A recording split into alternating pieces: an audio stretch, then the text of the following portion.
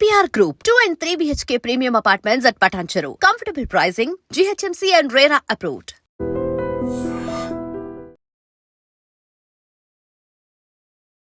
మేడారం సమ్మక్క సారక్క జాతర కోసం ఏర్పాట్లు ముమ్మరంగా జరుగుతున్నాయి. మనతో పాటుగా ఉన్నారు జిల్లా ఇన్ఛార్జ్ మంత్రి అండ్ వరంగల్ జిల్లాకి ప్రాతినిధ్యం వహిస్తున్నారు. ఇప్పుడు కీలకమైనటువంటి శాఖలో ఉన్నటువంటి మంత్రి సీతక్క గారు. ఎప్పుడైనా ఒక్కసారి నాకు అధికారంలో ఉండి జాతర నిర్వహించే అవకాశం రావాలని కోరుకున్నాను, అంతే. సో మీరు కేసీఆర్ దగ్గరికి పోయిండ్రు ఫస్ట్ టైం, ఇద్దరు సురేఖ గారు మీరు కలిసిపోయిండ్రు, ఆహ్వాన పత్రిక ఇచ్చిండ్రు, రమ్మని చెప్పిండ్రు, ఆయన చీర సారే పెట్టిండ్రు, మరి వస్తా అన్నారా లేదా? వీళ్ళు చూసుకొని వస్తా అని చెప్పిండ్రు, వస్తా అన్నారు. సరే, నాకు అంతా వారితో అనుబంధం అటాచ్మెంట్ లేదు. ఈ నిజంగానే ములుగు అనేది లేకుండా పోతుందా మీరేమంటారు? కానీ ములుగు తీసేస్తారని నేను అనుకోని, తీసేయడానికి కూడా మేము ఒప్పుకోము. మహిళా ఐఏఎస్లను వేధిస్తున్నారు అనేటువంటి వార్తలు వచ్చాయి. చివరికి ఖండనలు వచ్చినప్పటికీ కేసులు పెడుతున్నారు. ఇవన్నీ అయినప్పుడు కూడా ఆ పక్కనే పొన్నమని ఉన్నాడు పాపం, ఆయన నా కాళ్ళు కూడా మొక్కుతాడు రాఖీ కట్టించుకొని. అంత స్వేచ్ఛగా ఉండి మార్పింగ్ చేసి గలీజ్గా పెట్టారు. సీఎం గారు కూడా రెస్పాండ్ అయ్యారు. ఇప్పుడు సీతక్క అనగానే మిగతా మంత్రివర్గంలో ఉన్నటువంటి మంత్రుల కంటే కూడా ఎక్కువగా సోషల్ మీడియాలో చాలా యాక్టివ్గా ఉంటారు. కాకపోతే మీరు చేసేవన్నీ స్టంట్లు రీళ్ళ కోసమే మీరు చేస్తుంటారు అంటే ఏమంటారు మీరు? నాకు చాలా అవమానంగా ఫీల్ అవుతుంది. అదొక్కటి మాత్రం, నేను కరోనా టైంలో సేవ చేస్తే రీల్ అని పడినారు, వరదలు వచ్చి పదుల సంఖ్యలో చచ్చిపోతే నేను ఆడ ఉండి సేవ చేస్తే రీల్స్ అని అంటారు.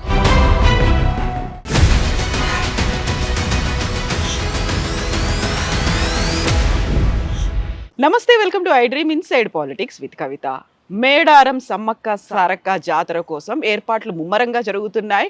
మనతో పాటుగా ఉన్నారు జిల్లా ఇన్ఛార్జ్ మంత్రి అండ్ వరంగల్ జిల్లాకి ప్రాతినిధ్యం వహిస్తున్నారు. ఇప్పుడు కీలకమైనటువంటి శాఖలో ఉన్నటువంటి మంత్రి సీతక్క గారు.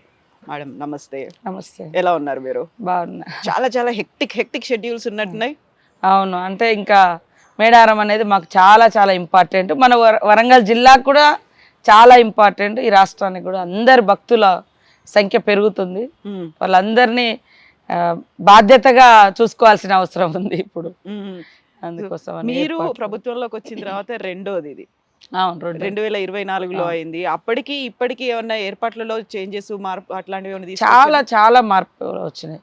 మనం ఎవ్రీ ఫెస్టివల్కు సరే, లాస్ట్ గవర్నమెంట్ అయినా మనమైనా 70 కోట్లు 100 కోట్లు 110 కోట్లు అట్లా మెయింటెనెన్స్ కోసమే ఇస్తాం. పోలీసు అధికారులు, నిర్వహణ, వచ్చే భక్తులకు డ్రింకింగ్ వాటరు, శానిటేషను, రోడ్లు అక్కడ లోకల్గా ఇవన్నీ. కానీ ఇప్పుడు పర్మనెంట్గా గుడి నిర్మాణం అనేది జరుగుతుంది. మా ఆశలు ఆశయాలు, ఆత్మగౌరవము, అస్తిత్వము, దేవుడికి ఇష్టమైన రీతిలో ఇలా వాళ్ళ జీవనం ఎలా ఉండేది అవన్నీ కూడా అక్కడ ప్రతిబింబించే విధంగా ఈసారి ముఖ్యమంత్రి రేవంత్ రెడ్డి గారు అంటే తన భక్తి, బంధం, భావోద్వేగం ఇవన్నీ మేము భావిస్తూ ఉన్నాం. ఆయన నాకు గుర్తుండి 2010 నుంచి జాతరకు వస్తున్నాడు. ఇప్పటి వరకు దాదాపు తప్పలేదు. ఒక్కొక్కసారి 2 సార్లు కూడా వచ్చాడు. ఇయర్ అంటే జాతరకు 2 ఇయర్స్ మనకు తేడా ఉంటుంది కదా. ఇంకెవరైనా ఫంక్షన్లు లేదా ఎమ్మెల్యేలు ఏదైనా మొక్కులు ఉన్నా కూడా అట్లా కూడా వచ్చాడు. అంత నమ్మకం ఉంది ఆయన. నాకు గుర్తుండి మేమిద్దరం అంటే 2009లో ఎమ్మెల్యేలము. అప్పుడు అంతగా నాకు అంత అటాచ్మెంట్ లేదు. కానీ 2016 నుంచి బాగా 15-16 నుంచి స్టేట్ ఏర్పడ్డ తర్వాత నుంచి ఇంకా అందరం ఒక టీం లాగా అయిపోయి పనిచేస్తున్నాం. సో ఆయన కూడా చిన్న మార్పులను మేము కోరుకున్నాం గుడిలో, కానీ ఇంత పెద్దగా చేస్తారని నేను కూడా అనుకోలేదు. ఇప్పుడు కేసీఆర్ యాదగిరిగుట్టని యాదాద్రిగా చేసినట్టు ఇప్పుడు మేడారంని సీఎం రేవంత్ రెడ్డి అంత స్థాయిలో అభివృద్ధి చేయాలి అని. అయితే అక్కడ మనకి మిగతా దేవాలయాలతో పోలిస్తే అక్కడ ఉన్నటువంటి వన దేవతలు, సంస్కృతి సంప్రదాయాలు, విభిన్నమైనటువంటి శైలి ఉంటుంది. ఎక్కడ మళ్ళీ మార్పు రాకుండా ఉండాలి, కంప్లీట్ గా అది రిఫ్లెక్ట్ చేసేలా ఉండాలి. దానికి సంబంధించి ఆ ఏర్పాట్లు కూడా ఉన్నాయా? ఇప్పుడు మాది అక్కడ ఏంటంటే గుడి లేదు, గోపురం లేదు. పాటలు కూడా చాలా అద్భుతంగా వచ్చినాయి. తల్లులు బంగారం కోరుకోలేదు, బంగారం అంటే బెల్లమే మేము బంగారంగా సమర్పిస్తాం. అక్కడ గుడి గోపురాలు లేవు, విగ్రహాలు లేవు. ప్రకృతితో మిళితమై ఉన్నటువంటి దేవతలు, వన దేవతలు.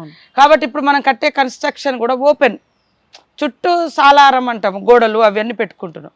దాంట్లో కూడా ఆదివాసీ జీవనము, మన ఆదిమ మానవుడు ఎట్లా ఎదుగుతూ వచ్చిండు, ఆది మూలాలంతా ఆదివాసులలో ఉంటాయి కాబట్టి అవన్నీ అక్కడ శిల్పాల మీద చెక్తున్నాం. లోపలికి వచ్చేసరికి ఆధ్యాత్మికత, ఇప్పుడు సమ్మక్క గోత్రం ఏంటిది, వాళ్ళు ఏం దేవుని మొక్కిర్రు, ఏం చెట్టును పూజించిర్రు, ఏ జంతువును మొక్కిర్రు, ఇట్లాంటివన్నీ కూడా లోపట ప్రహరీ కూడా సాలారంలో లోపట ఉంటాయి. బయట ఏమో జీవన విధానం ఉంటుంది. సో ఇవన్నీ కూడా అట్లనే మనము జాతర ఏ నెలలో అయినా రాని, ఏ తారీఖు అయినా రాని. లాస్ట్ ఇయర్ మాకు ఫిబ్రవరిలో వచ్చింది, ఈసారి జనవరిలోనే వస్తుంది. కానీ ఆ 4 డేస్ బుధవారం సార్లమ్మ వస్తుంది, పగడిద్ద రోజు వస్తాడు, గోవిందరాజు వస్తాడు వివిధ ప్రాంతాల నుంచి. బేస్తవారము చిలకల గుట్ట నుంచి సమ్మక్క వస్తారు. లక్షలాది మంది హర్షధ్వానాలు, దేవుళ్ళ పూనకాలు ఇవన్నీ మధ్య. సో ఈ 4 రోజులు ఆ గద్దెల మీద వాళ్ళు కొలువు తీరుతారు. ఈ 2 ఏళ్ళు మళ్ళీ ఆ వనవాసంలోనే ఉంటారు. వనము ఇతర ప్రాంతాల్లో పెడతాం. ముఖ్యంగా ఆ 4 రోజులు ఆ నిండు పున్నమి ఆ గద్దెల మీద పడుతుంది. అది ఇక్కడ ఇంపార్టెంట్. అంటే మనం గుడి గోపురాలు కట్టడంతో ఆ నిండు వెన్నెల అనేది గద్దెల మీదకి రాదు, పున్నం వెన్నెల. సో అది మా వాళ్ళు చూసి, పూజారులు చూసి ఈ డేట్స్ ముందే ఫిక్స్ చేస్తారు. సో అది ఖచ్చితంగా ఆ నెలలో నిండు వెన్నెల ఉంటుంది. ఆ 4 రోజులు కూడా బుధవారం, బేస్తవారం, శుక్రవారం, శనివారం ఇవే ఉండాలి. ఈ రకమైనటువంటి నిజంగా ఇది చాలా గొప్పగా సైంటిఫికల్గా ఉంది. సేమ్ టైంలో మా ఆచారాలు, విశ్వాసాలు అన్నీ కూడా కాపాడుతూ ఆ 4 రోజులు అద్భుతం, మహా అద్భుతం. ఇదే మహాఘట్టం. సమ్మక్క సారలమ్మ అంటే వనదేవతలు, ఒక ఉమెన్ పవర్ కి చిహ్నాలు. మనం ఇంత పెద్ద ఎత్తున ఇప్పుడు మనం ఉమెన్ ఎంపవర్మెంట్ ఇంకోటో అనుకున్నప్పుడు కూడా ఆ కాలంలో కూడా వనదేవతలు ఒక ఇంత మందికి ఒక మోటివేషన్ ఇవ్వడము అంటే, సో అదేనా మీలో కూడా సీతక్కలో కూడా కనిపించేది ఆ తత్వమేనా? అంటే వాళ్ళను స్ఫూర్తిగా మాకు నేను ఎప్పుడైనా కష్టం వచ్చినా, దుఃఖం వచ్చినా, ఎటన్నా వేరే మనం కొత్త ప్రాంతాలకు వెళ్ళినా, అటు ఇటు ఏదన్నా ఉన్నప్పుడు అది ఎందుకో ఫీలింగ్ అక్కడికి వెళ్ళాలనిపిస్తుంది, లాగేస్తుంది. అవునా? అక్కడ పోయి వచ్చినాక కూడా అక్కడికే పోతాం. సక్సెస్ అయినా, ఫెయిల్ అయినా, ఏదైనా అక్కడికి వెళ్ళి ఇది కావాలి, అది కావాలని పెద్దగా మొక్కులేము ఉండవు. కానీ అక్కడ పోయి కూర్చొని కాసేపు దర్శనం చేసుకొని వస్తే అది ఒక బలాన్ని ఇస్తుంది. సో నా లైఫ్ చూస్తే నేను ఒక ఆదివాసీ కుటుంబం నుంచి, చిన్న జీవితాలు మాయి కూలి కుటుంబాల నుంచి వచ్చినటువంటి వాళ్ళు. నా జీవితం ఇట్లా ఇక్కడ దాకా వస్తాను నేను కానీ, మా కుటుంబంలో కానీ, మా ప్రాంత ప్రజలు కానీ ఎవరు ఊహించరు. నేను చిన్నతనంలో హాస్టల్లో చదువుకున్న తర్వాత ఉద్యమాల వైపు వెళ్ళిన తర్వాత అప్పుడే లైఫ్ గివప్ అంటే వదిలేసుకున్నాం. మనం బతికి బట్టగట్టేది లేదు, బయటకు వచ్చేది లేదు అనుకున్నాం. కానీ ఏదో ఇట్లా బయటకు వచ్చిన తర్వాత స్టెప్ బై స్టెప్ ఈ స్థాయికి వచ్చినాం. కొంతమందికి లక్ అంటారు, కానీ నాకైతే ఈ రకంగా ఎదగడాన్ని ఇష్టపడతా, ఆస్వాదిస్తా. ఎందుకంటే సడన్గా వచ్చి ఏదో ఎదిగితే దాంట్లో ఆ కష్టము, ఆ ఇష్టము అవన్నీ ఉండవు. నేను దేవుణ్ణి ఒకటే కోరుకునేది ఎప్పుడైనా. నేను చాలా బయట నుంచి చూసిన రాజకీయాల్లోకి వచ్చిన తర్వాత. సరే చిన్నప్పుడు మా అమ్మ నాన్న పేరు కూడా సమ్మక్క సాంబయ్యనే, మా అన్న పేరు సాంబయ్య, తను ఎన్కౌంటర్లో చనిపోయాడు. తర్వాత నా పేరే కొద్దిగా మా ఇంటి పక్క వాళ్ళు వీళ్ళు కొంచెం నా ట్రైబల్ ఫ్యామిలీస్ కొంచెం ఇట్లుంటే స్టైల్గా ఉంటుందని ఏదో పెట్టినప్పుడు. కానీ నా తర్వాత ఉద్యమంలోకి వచ్చిన తర్వాత నాకు మళ్ళీ ఎస్ పేరు మీద సీతక్క అని వచ్చింది. అది నాకు చాలా సంతోషం. సో అంటే చిన్నప్పటి నుంచి మా కుటుంబాలు, పుట్టెంటుకలు, నా మనవరాలు పుట్టెంటుకలు అందరూ అక్కడే ఉంటాయి. అట్లా అనుబంధం ఉన్నటువంటిది. కాబట్టి ఈ స్థాయికి రావడంలో నేను 2004లో పాలిటిక్స్లోకి వచ్చినప్పుడు అనుకునేది, బయట నుంచి చూసేది అన్నట్టు. వాళ్ళు వేరే వాళ్ళు, ఎమ్మెల్యేలు, ఎంపీలు, మంత్రులు, అధికారులు, ఆడావుడి ఇవన్నీ. కానీ ఇట్లా కాదే, ఇక్కడ ఏదో జరగాలి, ఏదో మిస్ అవుతున్నాం మనది. ఓకే, అందరు దేవుళ్ళు, అన్ని కులాలు, అన్ని మతాలు వస్తారు, పూజిస్తారు. ఇది ఒక కుటుంబం. మాకు అంటే పుట్టింది ఆదివాసిగా వాళ్ళు, కానీ అందరి కోరికలు తీరుస్తున్నారు. కాబట్టి ఇన్ని కోట్ల మంది డే బై డే పెరుగుతున్నారు. అందుకని అందరి విశ్వాసాలను కాపాడాలి. సేమ్ టైంలో అక్కడ ఉన్నటువంటి ఆదివాసుల నమ్మకాలు, సాంప్రదాయాలు, ఆ తల్లుల యొక్క చరిత్రను కూడా కాపాడాలి అని నేను అది ఉండేది. ఎప్పుడైనా ఒక్కసారి నాకు అధికారంలో ఉండి జాతర నిర్వహించే అవకాశం రావాలని కోరుకున్నాను, అంతే. నేను మంత్రి అయితేనా, ఈ శాఖ ఇది అసలు 20 ఏళ్ళ కింద 2004లో నేను పాలిటిక్స్లోకి వచ్చిన, 2009లో ఫస్ట్ టైం ఎమ్మెల్యే అయినా. అప్పుడు ఇంకా అనిపించింది, నేను అప్పటి నుంచి కొద్దిగా నేను కొన్ని సూచనలు చేసేది, కానీ అధికారం అనేది లేదు. మనము రిక్వెస్ట్ చేస్తాము, ఆ మంత్రులు లేకుంటే ఆ అధికారులకు వాళ్ళకి తెలిసిన నాలెడ్జ్ని అక్కడ పెడతారు. కానీ ఇప్పుడు మేము కానీ, మా పూజారులు కానీ, మా పిల్లలు కానీ, ఆర్కిటెక్ట్ అంటే రీసెర్చ్ చేసిన పిల్లలు, ఇది ఈ బొమ్మ ఈ గోడ మీద ఉండాలన్నా వద్దా, ఇది ఎందుకు, దీని ఏం చిహ్నము, ఎందుకు పెడుతున్నాము అనేది ఇంత డీప్గా మేము పెట్టుకుంటే అక్కడ సీఎం గారు పూర్తి స్వేచ్ఛనిచ్చారు. మీరు కరెక్ట్గా మీ పద్ధతిలో మీరు చేసుకోండి, నేను కావాల్సిన మీకు బడ్జెట్ నేను రిలీజ్ చేస్తాను అని. అట్లా అది ఇన్ని రోజులకు నాకు అంటే నేను అప్పుడు ఒక్కటే అనుకున్నా, ఒక్క అవకాశం రావాలి అని. ఆ అవకాశము సీఎం గారు రేవంత్ రెడ్డి గారు ముఖ్యమంత్రిగా ఉండడము, ఆయన కూడా చాలాసార్లు దేవుడి దగ్గరకు వచ్చిండు. వారు కూడా పాదయాత్ర అక్కడి నుంచే స్టార్ట్ చేసిర్రు. మా ఎలక్షన్ క్యాంపెయిన్ కూడా ములుగు జిల్లాల నుంచే విజయబేరి, అప్పుడు రాహుల్ గాంధీ ప్రియాంక కూడా అక్కడ రామప్ప నుంచి అక్కడికి వచ్చి ఇదంతా. కాబట్టి ఇది నా అదృష్టంగా చేస్తా ఉన్నా. చాలా మీరు అన్నట్టుగా లాస్ట్ జాతరకు ఈ జాతరకు చాలా మార్పులు వచ్చినాయి. మీరు కేసీఆర్ గారు చేసిర్రు, ఇది రేవంత్ రెడ్డి చేస్తున్నారు. కేసీఆర్ గారు అంటే వాళ్ళ కుల దైవం అని కూడా మొన్న ఈ మధ్య కవిత అన్నది, ఇది లక్ష్మీ నరసింహస్వామి వాళ్ళ ఇంటి దైవం అని. సరే ఆయనకు ఈ సీఎం గారికి మా కుటుంబాలతోటి మా దేవతలతోటి మా రేవంత్ రెడ్డి గారికి అలాంటి గతం ఏమి లేదు.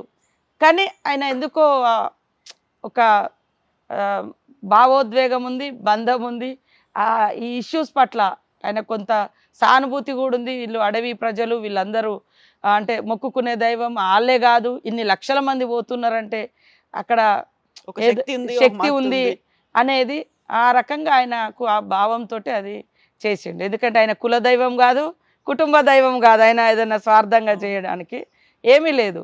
కేవలము ఇన్ని లక్షల మంది. ఇంకోటి ఏంటంటే మన దగ్గర మాస్ జనాలు వచ్చే జాతర ఇది.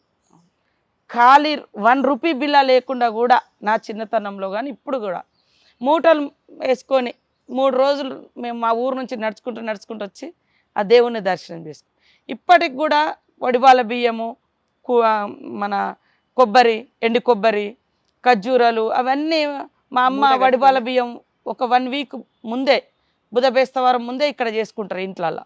నెక్స్ట్ బుధబేస్తవారం శుక్రవారం మళ్ళీ జాతర కాడ ఉంటారు, మళ్ళీ నెక్స్ట్ బుధబేస్తవారం ఇంటికాడ మళ్ళీ చేస్తారు తిరుగువారం జాతర. అట్లా 3 పండుగలు చేస్తాం మేము. సో ఇది ఇలా అంటే అవన్నీ కూడా ఒక మధురమైన స్మృతులు. సరే ఏది ఏమైనా అది ఒక గొప్ప అదృష్టం నాకు వచ్చింది. సో దానికి తగ్గట్టుగా మా క్యాబినెట్ కానీ మా మంత్రులు, ముఖ్యమంత్రి గారి ఆలోచనను అందరూ యాక్సెప్ట్ చేయడము, ఇదంతా కూడా ఏంటంటే మాస్. ఇదే మాస్ మళ్ళీ వెమ్లవాడ కూడా వస్తారు మన దగ్గర. మీకు తెలుసు, మీరు వరంగల్ బిడ్డగా, మన వాళ్ళందరూ ఎక్కువ మాస్ జనాలు వెమ్లవాడ పోతారు, తర్వాత మళ్ళీ అక్కడికి వస్తారు. ఈ 2 దేవాలయాలు రేవంత్ రెడ్డి గారు చేపట్టడం జరిగింది. సీఎం గారు మన ప్రభుత్వం వచ్చిన తర్వాత చాలా మంది హర్షిస్తూ ఉన్నారు. అంతకుముందు వెమ్లవాడని ఎవరన్నా మార్పులు చేర్పులు చేయాలంటే భయపడేటోళ్ళు, సరే అదేదో సెంటిమెంటో ఏదో అనుకుంది.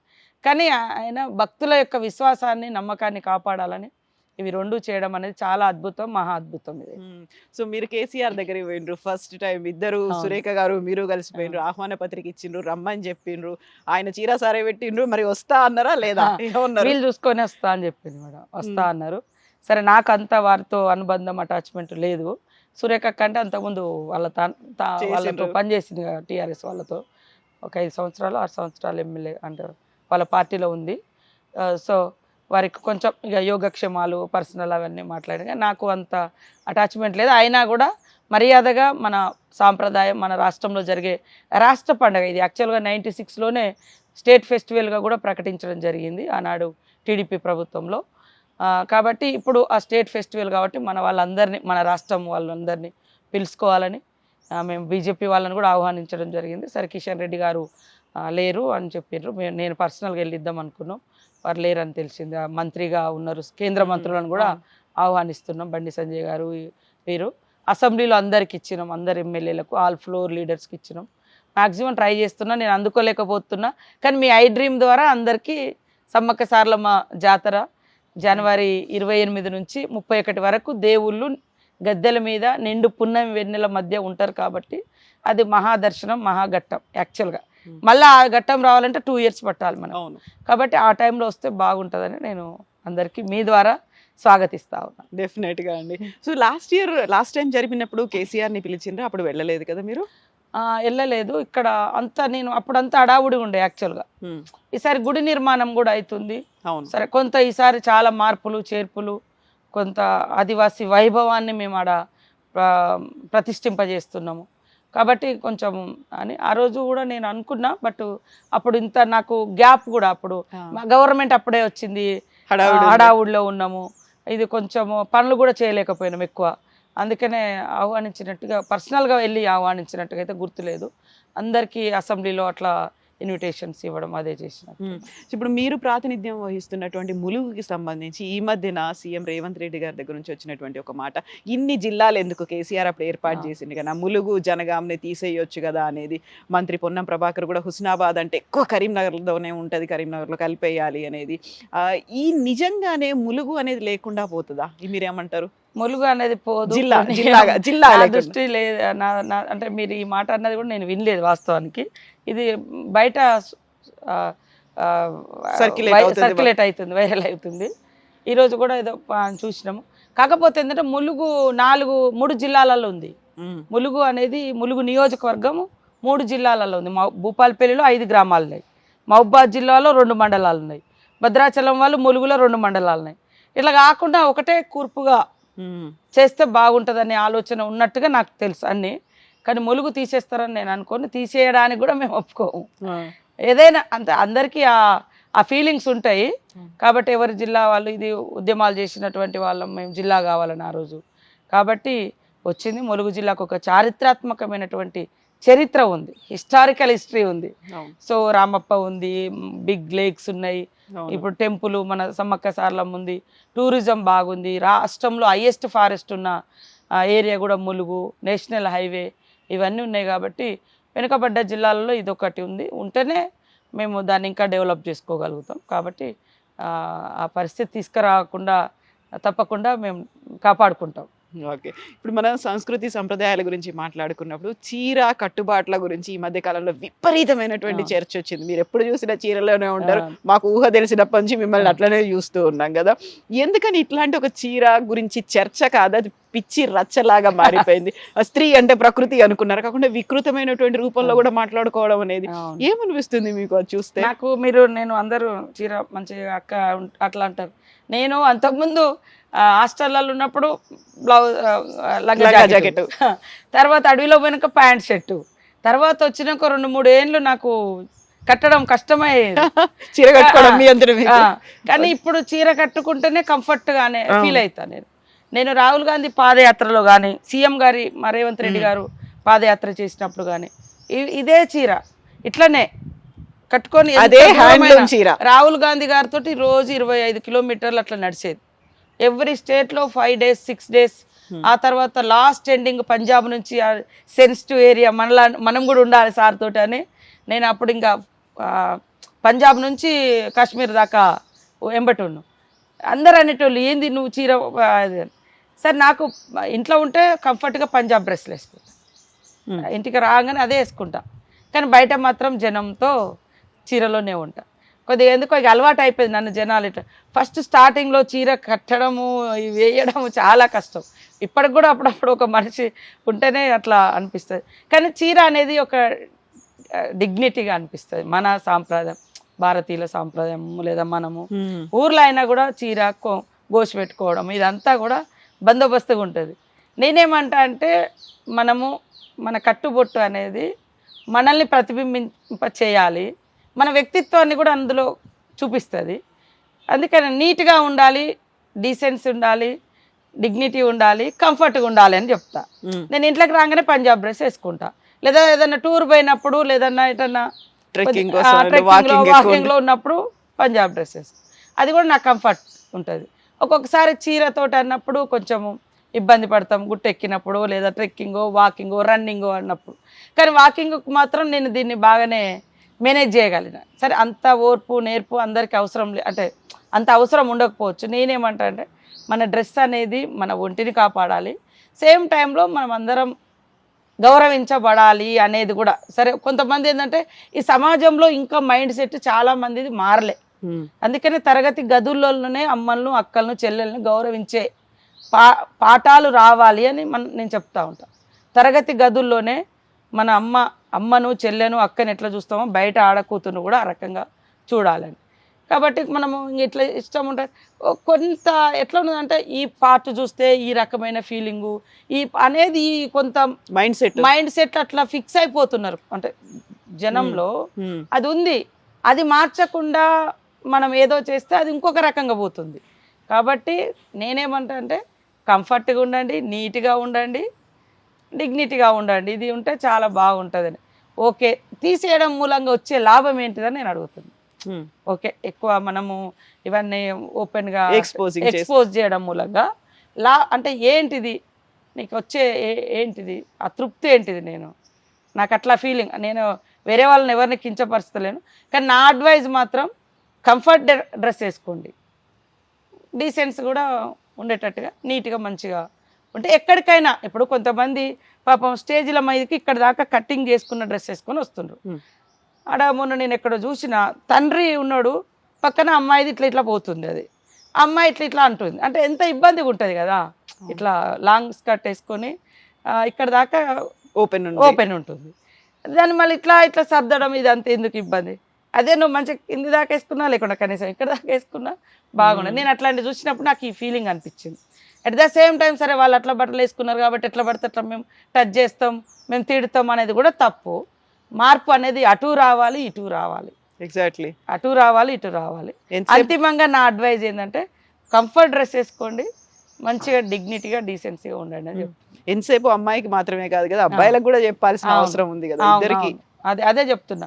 ఆమె అట్లా వేసుకున్నా కాబట్టి మేము టచ్ చేస్తాము, ఇది మా స్వేచ్ఛ. అట్లా స్వేచ్ఛ, ఆమెకు స్వేచ్ఛ ఉండొచ్చు, కానీ ఆమె బాడీని టచ్ చేసే స్వేచ్ఛ నీకు లేదు కదా, అది కూడా నేరమే. అందుకనే అక్కడ కూడా డీసెన్సీ ఉండాలి, క్రమశిక్షణ ఉండాలి. మగవాళ్ళకు కూడా ఇష్టం ఉన్నట్టుగా తిడతామని కాకుండా నా అడ్వైజ్ ఏంటంటే కొన్ని లొకేషన్స్లలో ఇబ్బంది పడే కంటే మళ్ళీ ఆడ కూతుర్లో ఇబ్బంది పడుతుంటారు కాబట్టి కంఫర్ట్ డ్రెస్లలో కొంచెం మంచిగా బెటర్గా ఉండాలి. మీరు ఎప్పుడు ఎక్కువ ఎందుకు హ్యాండ్లూమ్లో వేసుకుంటుంటారు? నాకెందుకో ఇవి అట్లా ఉంటేనే మెత్తగా మంచిగా ఉంటుంది. తర్వాత ఇంకా మన చేనేత కార్మికులు నేస్తూ ఉంటారు ఎక్కువ హ్యాండ్లూమ్ లేదా ఇట్లా కాటను. సో అప్పుడు నాకు అదే నచ్చుతుంది. ఇప్పటికి కూడా ఏదైనా పట్టు చీర ఉన్నది ఊసిపోతా జారుతా ఉన్నాయి ఆ పట్టు చీరలు మీకు అసలు ఎవరైనా ఇస్తూ ఉంటారు, చాలా గిఫ్టులు ఇస్తూ ఉంటారు. అది పాపం వాళ్ళు కట్టుకొని నాకు ఫోటో పెట్టాలక్క అంటారు ఒక్కొక్కసారి. ఇక అప్పుడప్పుడు దిగి ఫోటో పెడుతుంటే వాళ్ళు హ్యాపీగా ఫీల్ అవుతుంది. ఏదైనా ఇంట్లో అకేషన్స్ లేదా ఇట్లా మేడారం జాతర, మన పండుగలు అట్లాంటి ఏదైనా మన అకేషన్స్ ఉన్నప్పుడు కొంత మ్యాక్సిమం ట్రై చేస్తారు ఇది కట్టుకోవడానికి. కానీ బయట మీటింగ్స్ అవి ఇవి పబ్లిక్ మంచిగా కంఫర్ట్గా ఉండడము, జారిపోకుండా ఉండడం అంటే ఇక మనము ఎక్కువ యాక్టివిటీస్లో ఉన్నప్పుడు అవి కట్టలేము. ఓకే, కొద్దిగా టైం ఉన్నది ఇంట్లో మన మన మన మన ఇంట్లో మనం ఉన్నాము లేదా మన టైంలో ఉన్నామంటే ఎప్పుడన్నా కట్టుకుంటా, కానీ ఎక్కువసేపు ఉంచుకోను. మళ్ళీ మధ్యాహ్నం పొద్దున్న అటు పోయి వచ్చి ఎప్పుడు తీసేస్తే బాగుంటుంది ఇంకా అయిపోయింది ఇది అని. ఈ మధ్య కాలంలో మహిళల గురించి అటు సినిమా ఇండస్ట్రీయో పబ్లికే కాదు, అసలు మీ మంత్రివర్గంలో కూడా మహిళా ఐఏఎస్లను వేధిస్తున్నారు అనేటువంటి వార్తలు వచ్చాయి. చివరికి ఖండనలు వచ్చినప్పటికీ కేసులు పెడుతున్నారు. ఇవన్నీ అయినప్పుడు కూడా మహిళా ఐఏఎస్లను యూజ్ చేసుకోవడం అనేటువంటి మాట ఇది కొత్తది కాదు. గతంలో కూడా ఇంకొక పత్రికా అధినేత కూడా అదే మాట చెప్పారు. ఎందుకు జరుగుతోంది ఇట్లా?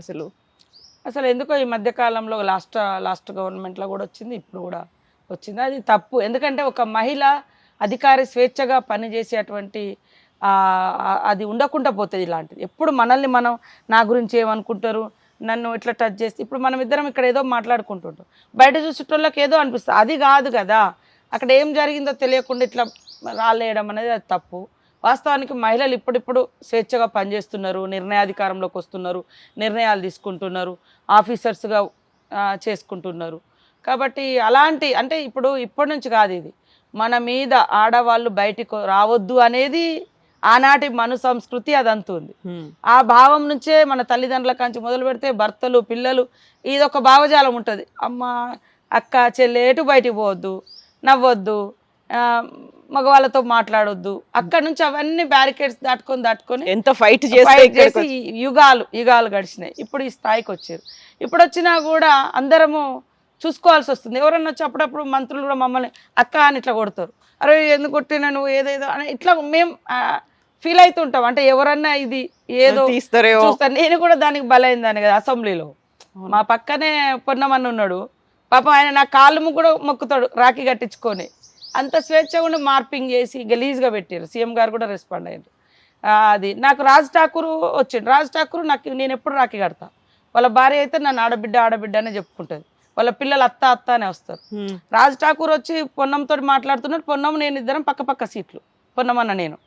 అది మార్పింగ్ చేసి ఏదో కిస్సులు ఇట్లాంటి ఎంత ఘోరంగా అంటే చాలా వల్గర్. అంటే చూడండి, ఒకవేళ నిజంగానే కూడా ఇట్లా దగ్గర నుంచి మాట్లాడదామన్నా కూడా భయపడాల్సి వస్తుంది.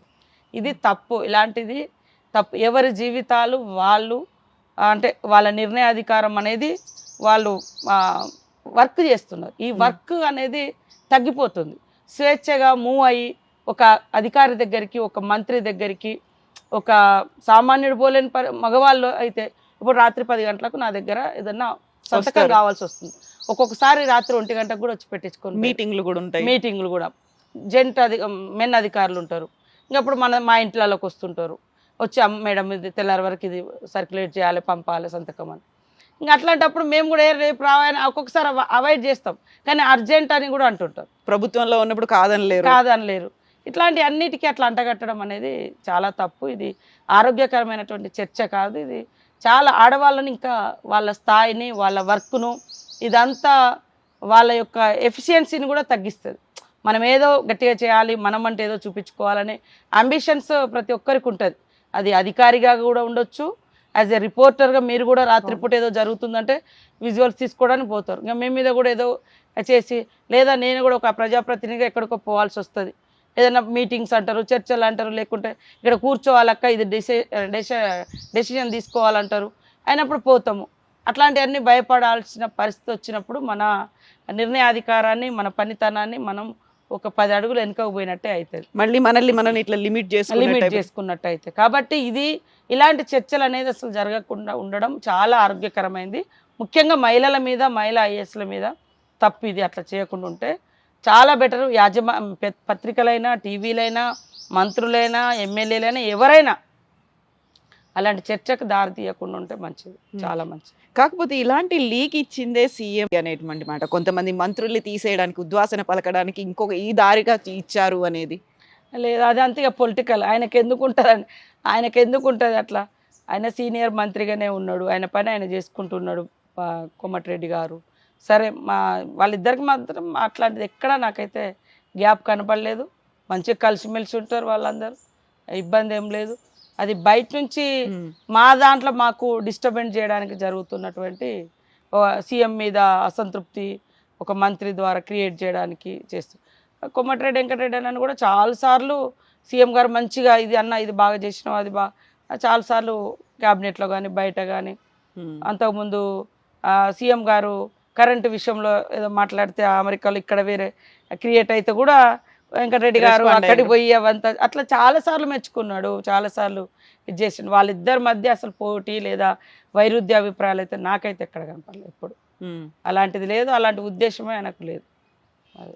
సో ఈ మధ్యన ఈ మంత్రివర్గంలో ఉన్నటువంటి మంత్రుల మీద విపరీతమైనటువంటి అవినీతి ఆరోపణలు కూడా కనిపిస్తున్నాయి. గతంలో 10 ఏళ్ల పాటు ఎదురు చూసిండ్రు కాబట్టి ఇప్పుడు అధికారం వచ్చింది, మొత్తం అంతా కమిషన్లు కావచ్చు, కాంట్రాక్టులు కావచ్చు, వీటన్నిటిలో అక్కడ ఆధిపత్యం అనేది కనిపిస్తోంది. అందువల్లే మంత్రుల మధ్య గొడవలు అవుతున్నాయి, శాఖలకు సంబంధించి ఇన్వాల్వ్మెంట్లు అవుతున్నాయి, ఈవెన్ మేడారంకి సంబంధించి కూడా మంత్రుల మధ్యలో ఇష్యూస్ అనేవి వచ్చాయి అనేది. ఇప్పుడు ఎలా ఉన్నాయో అది కేవలం బయట కనిపిస్తోందా, ఇంటర్నల్లో ఇంతకంటే ఎక్కువ ఉందా? లేదు, అసలు ఎవరి శాఖ, నాదైతే ఇంత పెద్ద శాఖ కదా, ఎవరి శాఖ పనులు వాళ్ళే చేసుకుంటున్నారు. అందులో వచ్చే కమిషన్ లేవు, తీసుకునే డబ్బులు ఏం లేవు. వాస్తవానికి మేడారంది కూడా మీకు అంటే చెప్పాలని, వాస్తవానికి శాఖ అక్కడ గుడి నిర్మాణం అనేది ఎండోమెంట్ శాఖకే వస్తుంది, కానీ అంత మ్యాన్ పవర్ లేదు ఎండోమెంట్లో. పెద్ద పెద్ద బిల్డింగ్లు ఎప్పుడైనా R&B వాళ్ళే కడతారు. చేయించేది ముఖ్యమంత్రి గారు పొంగులేటి సీనన్నకి, ఎందుకంటే ఆయన కొద్దిగా గతంలో వర్కులు చేసిన అంటే అనుభవం ఉంది, కాంట్రాక్టర్గా అట్లా కొంత గతంలో ఉంది కాబట్టి ఆయన మా జిల్లాకి ఇన్ఛార్జ్ మినిస్టర్. ఇప్పుడు నాది పంచాయతీరాజ్ శాఖ అయినా కూడా నా దగ్గర కూడా అంత వ్యవస్థ లేదు. అది మళ్ళీ మేము పెట్టుకున్నది ఎప్పుడు, సీఎం గారు వచ్చింది 24వ తారీఖు సెప్టెంబర్. 24 నుంచి మాకు 3 నెలలే టైం వస్తాయి, 3-4 నెలలే. ఒక 1 మంత్ అంతా వర్షాలే, మనకు అక్టోబర్ వరకు లాస్ట్ ఎండింగ్ వరకు వర్షాలే ఉన్నాయి, ఎక్కువ కాలం. కాబట్టి యాజ్ ఏ ఇన్ఛార్జ్ మినిస్టర్గా నువ్వు ఈ వ్యవహారం మొత్తం చేయమని చెప్పారు. ఆయన ఏం చేసిండు, ఆయన R&B గొప్ప చెప్పిండు. ఆయనకు పొంగులేటి గారికి కూడా ఏదో రెవెన్యూ శాఖ ద్వారానో లేకుండా ఇంకో శాఖగా R&B డిపార్ట్మెంట్ మొత్తం టెంపుల్ నిర్మాణం జరుగుతుంది. ఇక బయట చేసేటివన్నీ ఎవరి శాఖల వాళ్ళు చేసుకుంటారు. కాబట్టి అక్కడ అది కొద్దిగా వేరే వాళ్ళే దాన్ని కొంచెం పెద్దగా చేసేది తప్ప మేము అనుకునే మాకు గుడి కావాలి, అది తొందరగా. ఇప్పుడు సురేఖక్క కూడా తెలుసు, ఆయన అయితేనే ఫాస్ట్గా చేయించగలుగుతాడు, వాళ్ళకి ఆ ఎక్స్పీరియన్స్ ఉంది. ఇంత తొందర ఇప్పటికైనా ఇంకా మాకు కొన్ని పనులు మిగులున్నాయి, ఇంకా టెన్షన్లు ఉన్నాం.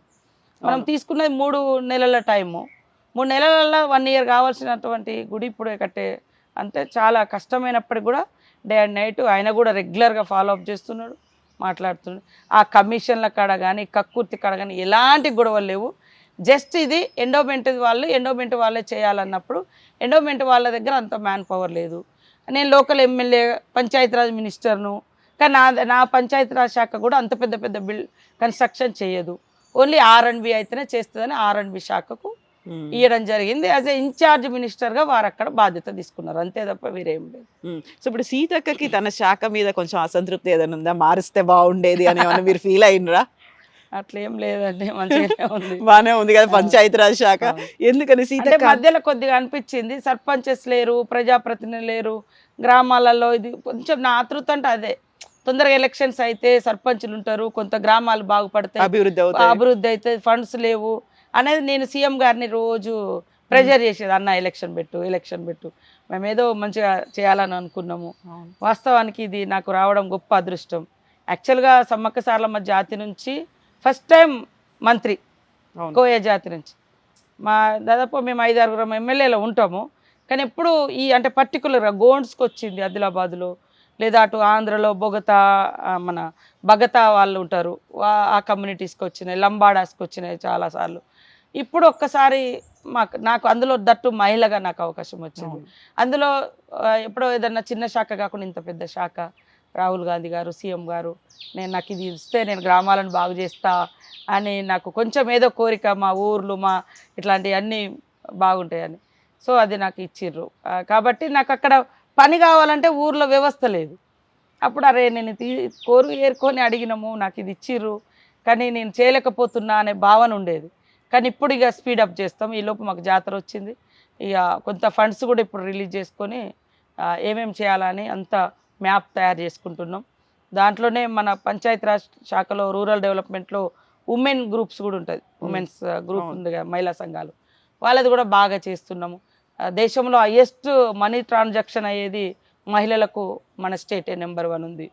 ఇప్పుడు కూడా మేడారంలో ఒక దాదాపు 550 షాప్స్ మహిళలకు, వరంగల్ నుంచి ఎటు నాగరమట అంతా హైవే మీద, మళ్ళీ మేడారంలో వాళ్ళు 3 లక్షలు 4 లక్షలు 2 లక్షలు అడుగుతూ ఇచ్చి షాప్స్ పెట్టిస్తున్నాం.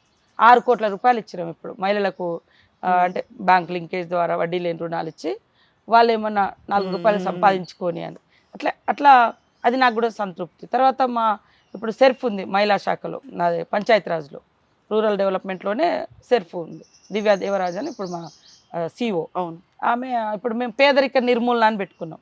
కఠినమైన పేదవాళ్ళను గుర్తించాలి, ఇల్లు లేకుండా, రేషన్ కార్డు లేదు, ఎవరు దిక్కుమొక్కుండరు, వాళ్ళని ఐడెంటిఫై చేసి వాళ్ళకు కొంచెం సర్టెన్ టైం పెట్టుకొని వాళ్ళకు కావాల్సిన అన్ని ఫెసిలిటీస్ తర్వాత అన్నీ కల్పించి కనీసం 2 పూటల తిండి, పని కల్పించి ఉండడానికి ఇల్లు, ఇట్లాంటివి చేయాలి అని ఈ సంవత్సరం మేము అది టార్గెట్ పెట్టుకున్నాం. మహిళా సంక్షేమ శాఖ నుంచి కూడా నిన్ననే ఈ మహిళా సంక్షేమ శాఖ పంచాయతీరాజ్లో ఈ రూరల్ డెవలప్మెంట్లో మా సెక్రటరీస్ మేము అందరం కూర్చొని ఈ మన చైల్డ్ మ్యారేజెస్ వీటి మీద కూడా టార్గెట్ చేయాలి, జరగొద్దు. అది పోలీసులకు తెలిసినప్పుడు ఆపుతున్నారు, తెలియకుండా పెళ్లి చేసేస్తున్నారు, లోపల జరుగుతుంది. సో మహిళా సంఘాలకు, అక్కడ అంగన్వాడీ టీచర్లకు ఇట్లా బాధ్యతలు ఇవ్వాలి. మహిళా సంఘాలంతా ఊర్లో ఉంటారు కదా, సంబంధాలు మాట్లాడుకుంటప్పుడు వచ్చేటప్పుడు పోయేటప్పుడు తెలుస్తాయి, ముందే వాళ్ళను అవేర్నెస్ చేసి ఆపేయడం. ఇలాంటివన్నీ ఖచ్చితంగా ఈ ఇయర్లో మనం చేయాలని డిసైడ్ చేసుకున్నాం. ఇప్పుడు గ్రామ పంచాయతీల సర్పంచ్లకు కూడా ట్రైనింగ్స్ ఇస్తాం. ఇప్పుడు 19th నుంచి స్టార్ట్ చేస్తున్నాం. ఆ ట్రైనింగ్స్ అయిపోగానే ఫండ్స్ కూడా రిలీజ్ చేసి కొంత మీ అందరి సహకారం సలహాలతోటి మోడల్ విలేజెస్ ఎక్కువ చేయాలని ఆలోచన. ఇప్పుడు సీతక్క అనగానే మిగతా మంత్రివర్గంలో ఉన్నటువంటి మంత్రుల కంటే కూడా ఎక్కువగా సోషల్ మీడియాలో చాలా యాక్టివ్గా ఉంటారు. కాకపోతే మీరు చేసేవన్నీ స్టంట్లు, రీళ్ల కోసమే మీరు చేస్తుంటారు అంటే ఏమంటారు మీరు? నాకు చాలా అవమానంగా ఫీల్ అవుతుంది. అదొక్కటి మాత్రం అది దాన్నే కావాలని. ఇప్పుడు కరోనా టైంలో ఏ స్టంటు వీళ్ళు బయటికి రాలేదు, వాళ్ళు బయటికి రాలేదు. యాజ్ ఏ ప్రజాప్రతినిధిగా ఆ రోజు కూడా కేసీఆరే మీరందరూ బయటికి వెళ్ళి పని చేయండి అందుబాటులో ఉన్నంత వరకు అని చెప్పిండు. ఉమ్. అయినా వాళ్ళ లీడర్లు రాలేదు. నేను 100 రోజులు, ఒక్కో రోజు అంటే ఏదో యాక్షన్ అనుకుంటారు, రెండో రోజు మూడో రోజు. ఇది ఎవరి కోసము? నా జనాల కోసము, నా బాధ్యత. మేము జీవితాలనే పనంగా పెట్టి అవును. పోయిన వాళ్ళము. బయటికి రావడానికి అందరూ భయపడ్డారు అప్పుడు. భయపడ్డారు. నన్ను వాళ్ళు చేయలేదు, నేను చేస్తే నన్ను అంటారు. అంటే ఇది ఏ రకంగా? ఇప్పుడు ఆడవాళ్ళు లేదా అట్టడుగు వర్గాల వాళ్ళు ఏ గొప్ప పని చేసినా తట్టుకోలేనటువంటి స్వభావం కలిగినటువంటి రాజకీయ నాయకులు ఈ రాష్ట్రంలో ఉన్నారు. వాళ్ళు చేయనియ్యరు. మమ్మల్ని మేము కట్టండి. నేను సోషల్ మీడియా, నా మీడియా కూడా 40-50 రోజుల తర్వాత వచ్చింది, మమ్మల్ని గుర్తించింది. మేము ఎవరిని పిలుచుకోలే, జస్ట్ మా కార్యక్రమాలు రోజు చేసుకుంటూ పోయినాం. మేము రోజు ఏదైనా ప్రోగ్రాం పెడతాం కదా, నేను అంటే ఈ పెద్ద కెమెరాలు వాడలే, ఏ వీడియోలు తీయాలి. మా పిల్లగాళ్ళు ఉంటారు, మాకు రోజు ప్రోగ్రామ్స్ ఉంటాయి కదా, రొటీన్ ప్రోగ్రామ్ లాగానే పెట్టారు. అట్లా చాలా మంది మా దగ్గరకు వచ్చి సామాన్లు ఇచ్చారు కాబట్టి నేను 1000 గ్రామాలకు సప్లై చేయగలిగిన. బయట అటు ఈస్ట్ వెస్ట్ పోయినాం, పోలవరం పోయినాం, ఇటు ఆదిలాబాద్ గోండు పోయినాం, అటు చెంచులకాడి పోయినాం. నా నియోజకవర్గం మొత్తం చేసినాం. ఎక్కడైతే ఫారెస్ట్ విలేజెస్ ఉండి మార్కెట్తో సంబంధం తెగిపోయి కష్టాలలో ఉంటారో అక్కడికి వెళ్ళి వాళ్ళ వ్యవస్థనంతా బయటకు తీసినాం. దాన్ని ఎట్లా చేస్తే అంటే ఇప్పుడు చేసే వాళ్ళను ఒక దిక్కు క్యారెక్టర్ అసాసినేషన్ జరుగుతుంది, ఇంకొక దిక్కు ఇలా కించపరిచి ఎవరికైనా మనసు అంటే వాళ్ళకు ఉంటుంది. అరే నేను మంచిగా చేయాలని చేస్తే మరి ఈ రకంగా ఇన్సల్ట్ చేయడం. నన్ను ఈ మధ్య కాలంలో కూడా ఒకరిద్దరు మాజీ మహిళా మంత్రి మనులు అని ఉన్నారు. వీళ్ళ కోసం అరే నువ్వు బయటకే రాలేదు, వాళ్ళు బయటకే రాలే. నేను ఫస్ట్ వేవ్ 100 days చేసిన, సెకండ్ వేవ్ చనిపోయిన శవాలను తీయించినాం మా పక్క నుండి. మరి ఆ పని మీరు చేయలేదు. మేము ఒక స్ఫూర్తిగా నిలిచినామని నేను అనుకుంటున్నాను. నన్ను చూసి చాలామంది వచ్చి అక్క మీరు చేస్తారు, మేము కూడా మా దగ్గర చేస్తాం, ఇగో మాకు తోచినంత సాయం ఇక్కడ ఈ ఊర్లో చేస్తామని అట్లా ఇచ్చిర్రు. నేను సొంతంగా పెట్టింది తక్కువ, నా దగ్గర లేదు కూడా, నేను అంత పెట్టలేదు. అందరు బియ్యం తెచ్చేవాళ్ళు బియ్యం తెచ్చిర్రు, చెప్పులు తెచ్చిర్రు, చెద్దర్లు తెచ్చిర్రు, కారప్పొడి, పసుపు, కూరగాయలు అట్లా తీసుకొచ్చి నేను వాళ్ళతో గడిపిన ఎక్కువ టైం. అన్ని ఊర్లకు తిరిగాను, రోజు 20 ఊర్లు తిరిగేది మేము, పొద్దు నుంచి సాయంత్రం వరకు. అందరికి ఇవ్వాలి, ఈ టైంలోనే అందరినీ కలవాలి, ఆకలితో ఉండొద్దు. మీరు కొన్ని టీవీలలో మన వాళ్ళు వచ్చి కొన్ని ఛానల్స్ అంబలి పాపము లేక కొంచెం మొక్కజొన్నలు వేసుకొని అలా ఉప్పు వేసుకొని అంబలి తయారు చేసుకొని తాగుతున్నామని చూపించారు. ఆ రోజు చాలా లోపట గోవిందరాపేట మండలంలో. వాళ్ళ బాధ మాకు తెలుస్తుంది, వీళ్ళు అనేటోళ్ళకి ఏం తెలుస్తుంది. నేను ఆ జీవితాల నుంచి వచ్చిన తర్వాత అక్కడ గడిపినాము కొన్నేళ్ళు ఉద్యమాలలో, తిండి లేకుంటే ఎట్లుంటుందో తెలుసు. ఇవన్నీ తెలిసిన వ్యక్తులుగా నాకు చేతనైంది నేను చేసిన. దాన్ని అట్లా అనడం ఎంతవరకు కరెక్టు? అందుకనే వాళ్ళు ఎప్పుడూ నేను బాగుపడరు. పని చేసే వాళ్ళని ఎంకరేజ్ చేయండి. నువ్వు ఒక చరిత్ర ఉంది, నీకు చేతనైతే పరిగెత్తకుంటే వాకింగ్ చేయి, నడువు, లేకుంటే పాక్కుంటా పో, కానీ ఒక్క కాడ మాత్రం కూర్చోకని చెప్తారు. అది నేను ఫాలో అవుతున్నా. అది ఎట్లా తప్పు అవుతుంది? అట్లా ఒక్క కాడ కూర్చొని ఆర్డర్లు వేసి చేసే వాళ్ళని నిందించడం అనేది ఎంతవరకు కరెక్టు? కాబట్టి ఇది చాలా అదొక్కటి. ఎందుకంటే నేను 100% సిన్సియర్గా నా ప్రజల కోసం ఫస్ట్ స్టార్ట్ చేసిన. ఏది నా ములుగులో నన్ను గెలిపించారు, నా బాధ్యత అది. తర్వాత అన్ని ఏరియాలలో పరిస్థితి, నాకు ట్రైబల్స్ పరిస్థితి ఎట్లుంటుందో తెలుసు కాబట్టి ఇక దాన్ని అట్లా ఆ కరోనా కూడా పడగానే అది తొందరగా వెళ్ళిపోలే. ఇంకా ఉన్నా కొద్ది ఇచ్చుకుంటూ పోయినాం. అసెంబ్లీలో కూడా మొదట నేనే మాట్లాడినా, మాస్కులు దొరుకుతలేవు అన్నప్పుడు సీఎం గారు ఏమన్నారు, కరోనా ఎక్కడ వస్తుంది, ఎండ కుట్టిగానే పోతుంది, పారాసెటమాల్ వేసుకుంటే పోతుంది, మీరు ఏదో కరోనా అంటున్నారు. అంతకుముందు మాస్కు 5 రూపాయలు 10 రూపాయలకు దొరికేది. మన కరోనా మొదలైందని చెప్పి అప్పుడు కూడా ఇట్లనే జాతర అయిపోయాక వెంటనే, జాతర కంటే ముందే అది 2020లో జాతర వచ్చింది, కరోనా వస్తుంది అని, అయ్యో ఈసారి జాతర బంద్ అవుతుందేమో పాపం లక్షలాది మంది 2 సంవత్సరాలకు ఒకసారి కదా వచ్చేది, ఎదురు చూస్తున్నారు మహాఘట్టము ఆగిపోతుందేమో అని నేనైతే చాలా భయపడ్డా. కానీ ఇంకా అప్పటి వరకు వేవ్ అది రాలేదు.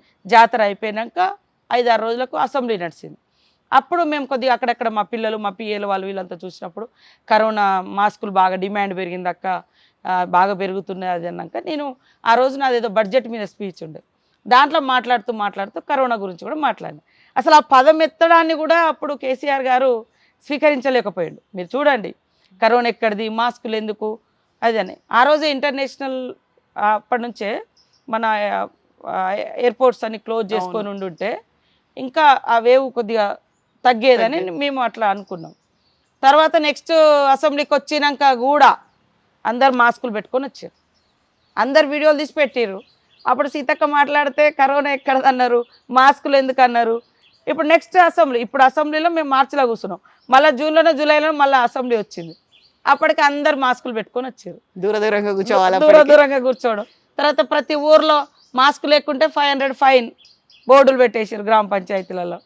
అంటే నాకు తెలిసి, అందుకే నేను ఏమంటా అంటే సబ్కా సున్నా అప్కా కర్నా, నేను అది మాత్రం కొద్దిగా ఫాలో అవుతాను. అందరిది వినాలి, వింటే కూడా మనకు నాలెడ్జ్ వస్తుంది లేదా ఇన్ఫర్మేషన్ వస్తుంది. కొంతమంది ఆఫీసర్లకు కూడా నేను చెప్తూ ఉంటాను, మీ కింద ఉన్న అటెండర్ ఏదో చెప్తే వాడు నాకు చెప్పేది ఏందని ఇగోగా ఫీల్ కాకుండా, వాళ్ళకున్న ఇన్ఫర్మేషన్ వేరే రకమైనది ఉంటుంది, అది వినాలి. వింటేనే నీకు అంత తెలుస్తుంది. తెలియకుండా నాకు తెలిసిందంటే నీకు నువ్వు కలిసేది కొంతమందికి తెలిసేది కొంత మిడిమిడి ఆలోచన లేదా వాళ్ళ జ్ఞానము లేదా వాళ్ళకుండే ఇన్ఫర్మేషన్. అదే నువ్వు గ్రామాలలో ఊర్లలో తిరిగే వాళ్ళు కూడా లేదా కింది స్థాయి ఉద్యోగి కూడా చెప్తే వింటే అందులో తెలుస్తుంది. ఒక సినిమాలు ఏదో ఠాగూర్ ఏదో సినిమాలు కూడా కానిస్టేబుల్ మొత్తం డాటా అంతా తెస్తాడు. అంటే నా ఆఫీసర్లకైతే నేను అది అప్పుడప్పుడు చెప్తా ఉంటా, వాళ్ళను నెగ్లెక్ట్ చేయొద్దు, వాళ్ళు చెప్పేది కూడా వినండి, గ్రౌండ్ రిపోర్ట్ వస్తుంది అని చెప్తా. ట్రూ. సో ఇప్పుడు సీతక్క మీద ఇంకొక ఆరోపణ, అడవి బిడ్డ అయినప్పటికి కూడా ఇప్పుడు ములుగులో ఇసుక దందా చేస్తున్నారు, ఛత్తీస్గఢ్కు పోయినారు, కాంట్రాక్టర్లు తెచ్చుకుంటున్నారు, మీ అబ్బాయి కూడా బెదిరిస్తున్నారు, ఇవన్నీ ఉంటాయి కదా. చాలా బాధ అనిపిస్తుంది అండి. మేము ఎక్కడ కూడా 20 ఏళ్ళ రాజకీయాలలో ఎక్కడ కూడా ఎవరిని అవినీతి అక్రమాలు దందాలకు ఎక్కడ పాల్పడలేదు. అంతకుముందు కూడా నేను ఆ ఏరియాలో ఎమ్మెల్యేగా 2 సార్లు పనిచేసిన, ఏ రోజు కూడా. అదే ఇప్పుడు గతంలో 30-40 క్వారీలు ములుగులు అనేది అది ట్రైబల్ ఫస్ట్ ములుగులోనే చేశారు వాస్తవానికి. అప్పుడు కరుణ ఉండే మా కలెక్టర్గా, రాహుల్ బొజ్జా గారు ఉండే కలెక్టర్లుగా. ట్రైబల్స్కి ఏదైనా ఉపాధి కల్పిద్దాము, సేమ్ టైంలో కొంత టౌన్లలో కూడా ఇసుక అవసరం పడుతుంది, ఇది చాలా కాస్ట్లీ అని. అది ట్రైబల్ సొసైటీ అనేది పుట్టిందే ములుగు జిల్లాలో, ములుగు నియోజకవర్గంలో. అట్లా స్టార్ట్ చేసి ట్రైబల్స్కి ఇచ్చేది. అది 1-2 నడిచేది. లాస్ట్ 10 ఇయర్స్ 40-50 కూడా నడిచింది. ఇప్పుడు మా ములుగులో ఇంకా 2-3 నడుస్తున్నాయి ములుగు నియోజకవర్గంలో. అది ట్రైబల్ సొసైటీ నడుపుతుంది. కానీ దాంట్లో నన్ను బడనోళ్ళందరూ ఇప్పుడు ఎప్పుడు నా మీద అదొక రాయిలాగా బాధ అనిపిస్తుంది. నువ్వు నిజమైంది వెయ్యి అడుగు, నేను దేనికైనా సిద్ధం. కానీ ఆ ములుగులో కూడా ఆ 2-3 నడిచేది. ములుగు నియోజకవర్గంలో 2-3 క్వారీలు నడుస్తున్నాయి ఈ రోజు కూడా. కానీ వాటినే కావాలని గోదావరి ఎంబటి ఉంటే ఇక మొత్తం మాదని.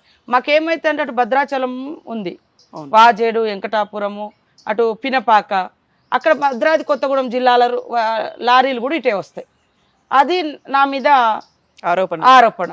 కానీ మా ములుగులో ఉండే ప్రజలకైతే తెలుసు ఆ గోదావరి ఒడ్డెంబటి ఇటు ములుగు నా నియోజకవర్గంలో ఎన్ని నడుస్తున్నాయి.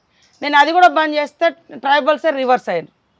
ట్రైబల్ సొసైటీలే మా ఉపాధి ఆ 2-3 అన్న నడవనియాలని కొన్ని సంఘాలు అక్కడ ఇక్కడ మా పెద్ద లీడర్లకు అందరికి కూడా కంప్లైంట్ ఇచ్చి ఆమెకు అలిగేషన్స్ వస్తే మమ్మల్ని ఎట్లా ఆపుతారని. కాబట్టి గతంలో ఎక్స్ట్రా బకెట్ ఉండేది, రకరకాలుగా నడిపించేది. మేము వచ్చిన తర్వాత చేసిన కేసులు గతంలో ఎప్పుడు జరగలేదు. కేసులు చేసినాం లారీల మీద. ఇప్పుడు సీఎం గారు అయితే అక్కడికి పంపించి విజిలెన్స్ వాళ్ళని పంపించి క్వారీలల్లో మొత్తము చేసి ఎంత పోవాలో లోడ్ ఎంత ఉండాలో అంతే, అది దాని డబ్బు కూడా ఆ సొసైటీకి, ట్రైబల్ సొసైటీకి, గవర్నమెంట్కి పోయేది గవర్నమెంట్కి పోతుంది అంతే తప్ప ఆడ మిడిల్ మేము అందులో ఎంటర్ అయ్యి వాడిని ఎంకరేజ్ చేసేది లేదు. ఇంకా సీతక్క నేను అంటున్నా కదా, నేను కరోనా టైంలో సేవ చేస్తే రీల్ అని పడేశారు. వరదలు వచ్చి 10ల సంఖ్యలో చచ్చిపోతే నేను ఆడ ఉండి సేవ చేస్తే రీల్స్ అని అంటారు. నేను ఏ పని చేసినా ఇలా అంటే మాకేమనిపిస్తుంది అంటే మాలాంటి అట్టడుగు వర్గాల వారు ఉన్నతంగా ఆలోచించొద్దు, ఉన్నతంగా పనిచేయొద్దు, ఉన్నతంగా ప్రశ్నిస్తే కూడా వాళ్ళు ఆలోచించేది. నేను అసెంబ్లీలో ప్రశ్నిస్తే కూడా నా నోరు మూయించారు అప్పుడు కరోనా టైంలో. తర్వాత రాష్ట్ర ప్రజలందరికీ తెలుసు కరోనా తీవ్రత. అదే కరోనాతో ఎఫెక్ట్ అయ్యేటువంటి నా ప్రజలను కాపాడుకోవాలని నా బాధ్యతగా నేను బయలుదేరిన. ఏదో ఎలక్షన్స్ అది అని నేను పెట్టలే, ఇవి రీళ్ళు గీళ్ళని అవతలోడు పెట్టి ఎలక్షన్ల ముందు ట్రోల్ చేసిండు. ఇంకా అది సానుభూతి వచ్చింది, వీడు రాలేదు ఈమె తిరిగినోండి తిట్టిరని. వరదలు వస్తే కూడా గోదావరి వరదలు లేదా జంపన్న వాగు వరదలు 2 ఇయర్స్ వచ్చినాయి. 2 ఇయర్స్ కూడా నేను ఒక యజ్ఞం లాగా అక్కడే ఉండి పని చేయించి, అది నాకు ఒకప్పుడు చిన్నతనంలో గోదావరి వరదలు 98లో వచ్చినాయి, 88లో వచ్చినాయి, 88 1988లో నేను 8th క్లాస్ స్టూడెంట్ ములుగులో. వరదలు వస్తే అందరూ డబ్బులు వసూలు చేసి వరద బాధితులకు ఇస్తుంటే యాజ్ ఏ టీమ్ లీడర్గా ఆ రోజులలోనే 13,000 రూపాయలు 4-5 రోజులు డబ్బాలు పట్టుకొని రోడ్ల మీద వసూలు చేసి అక్కడ వరద బాధితులకు ఇచ్చడం. అలాంటి వరద మళ్ళీ 2022లో వచ్చింది నేను ఎమ్మెల్యేగా ఉన్నప్పుడు. నా బాధ్యతగా నా చిన్నతనంలో నాకు ఏ పాలిటిక్స్ తెలియదు, ఏం తెలియదు. సర్వీస్, అరే అక్కడ ఏదో కష్టం వచ్చిందట. అప్పుడు ఎటు నాగరం ఎంత దూరం ఉంటుందో కూడా నాకు తెలియదు. నేను ములుగులో పుట్టి పెరిగి పక్కన జగ్గనపేటలో ఉన్నదాన్ని, జగన్ ఎటు నాగరం కూడా తెలియదు. అప్పుడు దట్టమైన అడవులు. అట్లా చేసిన వాళ్ళము. మాకు అది ఉంది, ఆ భావనే ఉంది. ఎక్కడైనా ఏదైనా తోచినంత చేయాలని. వాళ్ళు చేయలేదు, చేస్తే విమర్శించిన వాళ్ళు ఏమైనరు అర్థమైంది. జనం పనిచేసే వాళ్ళని ఒకరోజు కాకుండా ఒకరోజు స్వీకరిస్తారు. నన్ను స్వీకరించాలని కూడా నేను ఆ మనసులో పెట్టుకోలేరు. ఆ బాధనే చూసిన, ఆ బాధను లో భాగం పంచుకోవాలనే చూసిన. కాబట్టి నా మీద నా కొడుకు అయితే పాపం వాడైతే ఎక్కడో కొంగుచాటు కొడుకు లాగానే ఉంటాడు. వాడు పనిచేసిండు, ఎలక్షన్లోకి పనిచేసిండు, పినపాకలో పనిచేసిండు. కాంగ్రెస్లో గెలిచిన ఎమ్మెల్యే కాంతారావు అనే అతను పార్టీని మోసం చేసి ఆయన ఒక టీచర్గా ఉంటే వైఎస్ఆర్ గారు తీసుకొచ్చి 2 సార్లు ఆయన వైఎస్ఆర్ గారు ఉన్నప్పుడు ఒకసారి ఎమ్మెల్యే అండి, మొన్న కూడా 2018లో మేమందరం ఎమ్మెల్యేలను. అయినాక వెంటనే గెలిచిన 6 నెలలకే పార్టీ మారిండు. అప్పుడు నన్ను అక్కడ ప్రజలు రమ్మన్నారు. కానీ ఇది నన్ను గెలిపించారు. నా పుట్టి పెరిగిన ఊరు అన్నీ అత్తగారు అమ్మగారు అంతా ములుగు కాన్స్టిట్యున్సీలో ఉంది రానని. కనీసం మీ కుటుంబం నుంచి ఎవరైనా నీ కొడుకుని పంపితే అట్లా ఎమ్మెల్యేగా ఉంటారు మీరు, ఇక్కడ మాకు సపోర్ట్గా ఉంటుందని కార్యకర్తలందరూ ఒత్తిడి చేస్తే కొన్ని రోజులు పోయి పనిచేసాను. ఈలోపు పొంగులేటి సీనన్న వాళ్ళందరూ వస్తే సీఎం గారు చెప్పారు, అక్కడి నుంచి విత్డ్రా చేసుకున్నాడు. ఇంకేదైనా ఉంటే నా వెనుక ఏదైనా చావు బతుకులకు అట్లాంటివి ఇప్పుడు నేను పోవాల్సి ఉంటుంది. ఒక ఫ్యామిలీ మెంబర్గా అక్క అంటారు, పెళ్ళిళ్ళకి రమ్మంటారు, సావులకు రమ్మంటారు.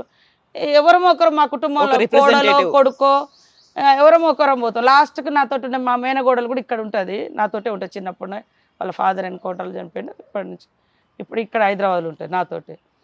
నేను అందుబాటులో లేకుంటే ఎవరం లేకుండా ఆమెనైనా పోయి రాపో మన కుటుంబం నుంచి ఎవరో ఒకరు అంటే వాళ్ళు ఎక్స్పెక్ట్ చేస్తారు ఫ్యామిలీ మెంబర్గా.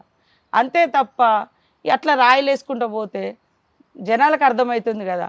కాబట్టి అది బాధ అనిపిస్తుంది. మమ్మల్ని ఎందుకు ఇట్లా టార్గెట్ చేస్తారు. నేను మాట్లాడే ప్రతి మాట అథెంటిక్గా మాట్లాడతా, ఉన్న విషయాన్నే మాట్లాడుతుంటా. కానీ ఇట్లా బట్టగాల్సి మీదెత్తే ఏదో అవుతుంది అని అనుకుంటారు. కానీ జనానికి వాస్తవాలు కొద్దిగా నిమ్మలమైనా తెలుస్తుంది. సీఎం రేవంత్ రెడ్డితో ప్రత్యేకమైనటువంటి అనుబంధం ఉంది. ఇప్పుడు కేసీఆర్కి విజయశాంతి పదో చెల్లెలు అని అన్నట్టుగా మీరు ఎన్నో సోదరి, ఎందుకు ఇంత అసోసియేషన్ అలా బాండ్ అనేది కంటిన్యూ అవుతుంది? వాళ్ళ ఇంట్లో వాళ్ళు 9 మంది ఉన్నారు, 8 మంది అన్నదమ్ములు, అక్క కూడా ఉంది వాళ్ళకు. కానీ నేను రెగ్యులర్గా మాకు 2015 నుంచి కొంచెం స్టేట్ డివైడ్ అయినాక ఇంకా అటాచ్మెంట్ పెరిగింది. అంటే ఇక అటోళ్ళు అటు వెళ్ళిపోయారు.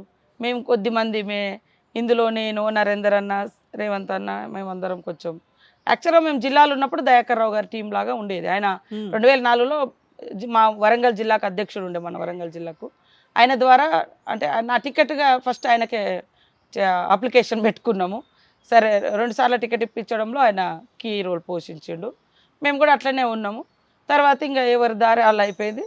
ఇక్కడ అంటే వారు బయటికి వెళ్ళిపోయే మూమెంటు అట్లా ఉన్నప్పుడు మేము ఆటోమేటిక్గా రేవంత్ అన్నతో అసోసియేట్ అయిపోయినాం. మాకు పెద్ద డిమాండ్స్ ఏముండయి, ఆయన ఇబ్బంది పెట్టే కోరికలు ఏముండయి.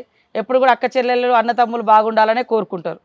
అక్క చెల్లెల మీద అన్నదమ్ములకు ఆ ప్రేమ ఉంటుందో అంటే జనరల్గా ఇప్పుడు కొంతమంది బంధాలు చూస్తున్నాం కదా ఆంధ్ర తెలంగాణలో. కానీ మాది వాటన్నిటికంటే ఒక డిఫరెంట్ రిలేషన్, బ్లడ్ రిలేషన్ కాదు కానీ ఆశయాలు, అనుబంధాలు, ఆశయాల వెలుగులో ఒకరినొకరు ఓకే అన్నిది అనుకుంటున్నాడు, మనం దానికి రివర్స్ ఉండొద్దు అనే ఆలోచనతో మాత్రం అడుగులేస్తాను నేను. సో ప్రత్యేకమైనటువంటి ఆత్మీయత, అనుబంధం అవైతే కంటిన్యూ అవుతున్నాయి. అవునవును. Thank you so much ma'am. Best wishes to you. మేడారంది కూడా ఒక గ్రాండ్ సక్సెస్ కావాలి, అది కలకాలం నిలిచిపోవాలని కోరుకుంటాం. Thank you so much. Thank you.